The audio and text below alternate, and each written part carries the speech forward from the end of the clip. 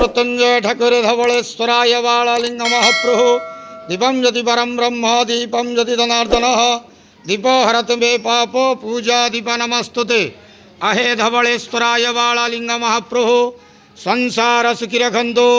आज शुभ रविवार एकादशी रे समस्त श्रद्धालु भक्त मान आश्रीपद करंतु, मनस्कामना पूर्ण करंतु, कर्मक्षेत्रोन्नति करंतु, ग्रहरिष्ठ खंडन करंतु, जगतर मंगल करंतु, विश्वर कल्याण करंतु, आपणकर नाम विख्यात करंतु, सेवकर डाक श्रवण करंतु, समस्त ग्वावसा भक्त मानकर मनस्कामना पूर्ण करंतु। जो जो भक्त माने आपण पाखरे मानसिक रखिछंती तांका मानसिक पूर्ण करंतु। बाबा धवलेश्वराय बालालिंगाय नमो नमः। संसार सुखी रखंतु आनंद केवार हरि बोलो।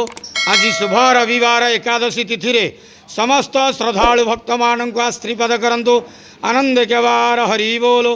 हर हर महादेव शिव शंभु धवलेश्वराय बालालिंगाय नमो नमः।